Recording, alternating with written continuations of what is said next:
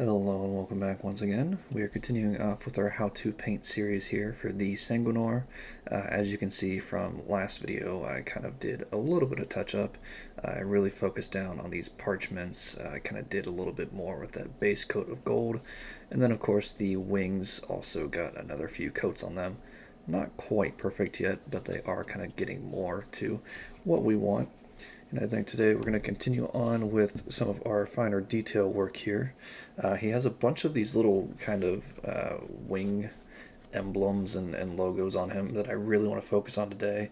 So to start with this, we're going to be doing a undercoat of Gracier. And it's a little bit weird because a lot of it already has the gold from where we were doing the undercoat on the body, or the base coat on the body rather. So we're going to need to go over that. And of course, I'm actually using a newer brush because I need something with a bit of a finer tip. We're going to go ahead and get a little bit of water and a little bit of paint. Make sure it's nice and thin down as always. And it's going to take a little bit of time here because I don't want to rush and ruin this. But we're just going to go ahead and get all these little emblems. Basically everywhere we see a pair of wings, we're going to go ahead and do this undercoat. And I could just go straight to the Corax white with this if I wanted to do an extra few coats. But I'm hoping with this Gracier underneath, that'll kind of avoid that need. And there we are. It's actually, that Gracier on its own is pretty close to the kind of shade that we want anyway. So this kind of works as both a undercoat, sort of a base coat at the same time. Kind of a 2-for-1 deal, so I'll take it. And then of course we can always come back with our Corax and really brighten that up to make it match with the rest of our model. I've also been thinking about how I want to do the sword. I have quite a few different ways we could do it. I think what I settled on is I want to do more of like a kind of white for the main bit of it, and then I have like Techless blue, and I think it'll be fun to do kind of like lightning coming out of the little like power emitter thing, because it is a power sword, and while there's a ton of other cool effects we could do with it, I feel like that will be kind of the more practical one. So that will be how we do it today. And it's kind of hard to see, actually. Let me move my light a little bit. It's a little bit difficult to tell whether or not there's a base coat on this. Perfect. And then, of course, we'll leave that kind of gem in the middle. I'm not too worried about it because we're going to have to come back and do that again anyway. We'll do that with kind of an undercoat of black, and then we'll come back with some red. Of course, to make it look like a blood drop properly. Now, I tend to kind of ramble about different games and series while I do this, and that's just usually because I run out of 40k related topics.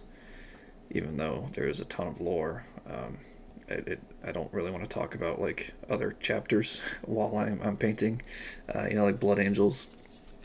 So I'll try to kind of avoid that. But I'll still talk about games and stuff. And something that has been kind of bothering me for a while, that I've only recently kind of come back to because I re-downloaded it, is the Dead Island series. And in a roundabout way, the Dying Light series, I believe, if I remember the name of it correctly. Now, if you don't know, Dead Island 2 came out, I believe, last year, and it was pretty average. It's one of those games that was kind of stuck in development hell for a very long time, like Duke Nukem Forever, if you had the misfortune of playing that terrible, terrible game. But it was one of those games that, I played the original Dead Island, and I loved it. I played a ton of it on the 360. And of course, it was that era where I still played online, so I had a ton of fun with that. And then I remember seeing This was when Riptide came out, and it was a huge disappointment. I remember started seeing advertisements and like interviews in like Game Informer when that was still a thing. If that's still a thing, I have no idea. Um, but I kept seeing, articles, and they were talking about the game development, and like every time a new company picked it up, they would kind of do an interview and they'd talk about how they're changing it. So it was one of those things that was like in development for like 10 years or something. And I just remember, I think it was the most recent article I'd read about it. It was right after, I believe, Deep Silver picked it up, and they had talked a lot about, the world generation and how it was going to be this huge open world, and it was going to have all these like randomized quests, kind of like Fallout 4 did with their like procedural quests. And it sounded cool at the time. They talked a lot about like infinite replayability, right? So I kind of got really hyped for this game. And then another like 4 years went by, and basically no news came out. And then it just kind of dropped out of nowhere. And there's like a huge advertisement push behind it, so I started seeing it everywhere, and it looked good, right? And let me adjust my light so we can see back on the other side of this wing a little bit here. But so it looked great, and it came out. Of course, I fell into the classic trap of pre-ordering, which every now and then a game will get me. And it came out, and it's just so aggressively average. I didn't even finish it.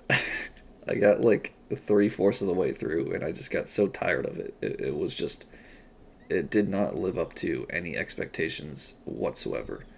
Super, super disappointing. Um, and if that was the case on its own, I don't think I'd be too bothered about it. One and done, whatever, it's a bad game, move on to the next one. But then there's the case of the Dead Dying Light series, right? And let me just check.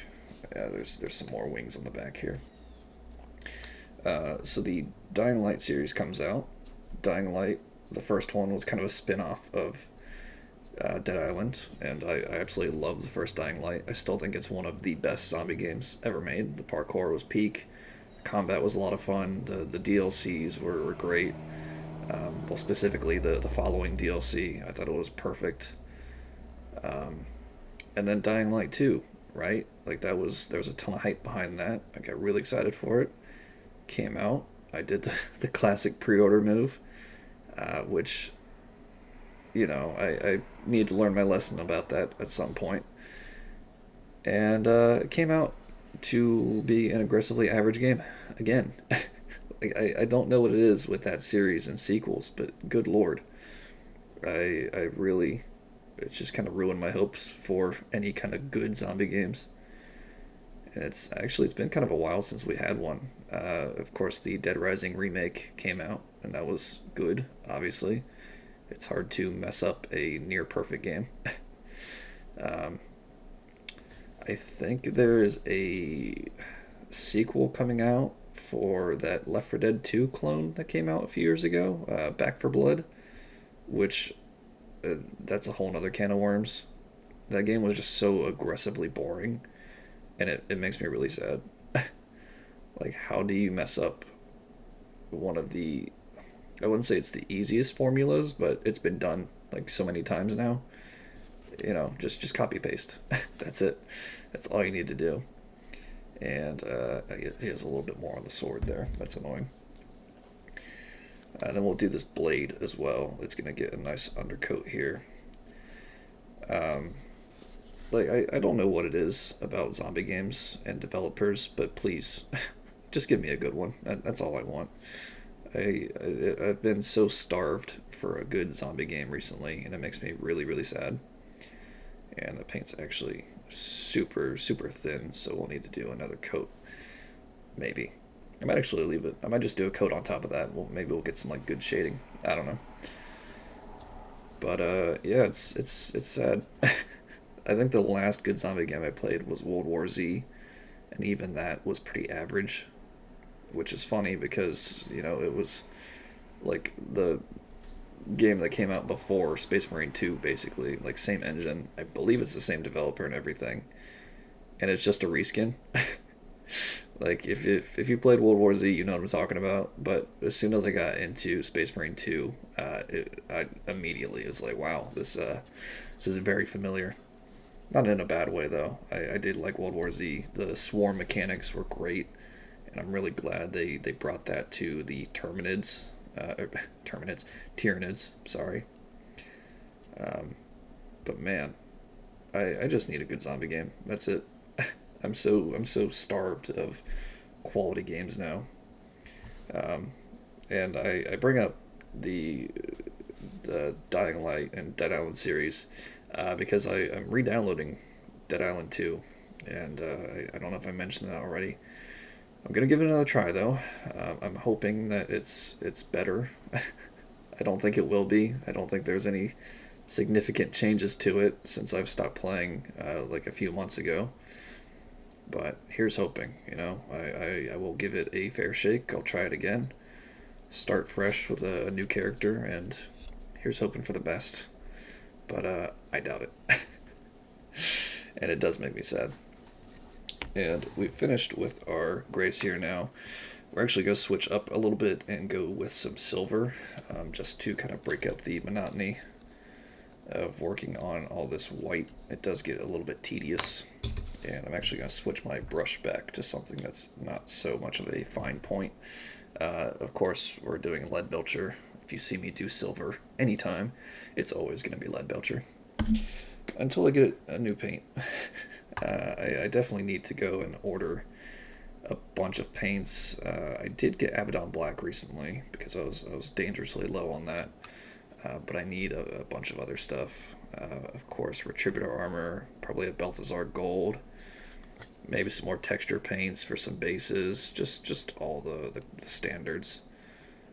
I definitely need to do a big paint run. And the silver here isn't going to be too exhaustive. We're just going to do kind of this chalice. He has that iron halo on his back, and then I believe that should be it. And we'll try not to get his entire hand here if we can avoid it. And of course we'll try to do the rim of the chalice here as well. And some weird angles here, bear with me. We'll even do the inside, kind of darken it up a little bit, and then we'll come back. Either I'm going to do some corn red, or I'm going to do some blood for the blood god. Maybe both, we'll see. Just to kind of give that a decent kind of look on the inside of the chalice there. And I'm trying to get the back of this thing, but super awkward angles are kind of hard to avoid there. And then we also need to take care of this iron halo real quickly. Go ahead and slather this on there. Try not to get his helmet if we can avoid it. So I did work very hard on trying to get it well and base coated there, as you could tell.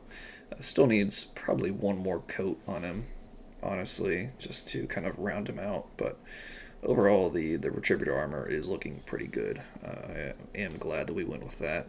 I was really on the fence between that and Balthazar Gold. Just because Retributor Armor is great, but it can be a little bit bright at times, especially if you don't undercoat black. But I think we kind of went with the right choice here. I think we'll also do the base today.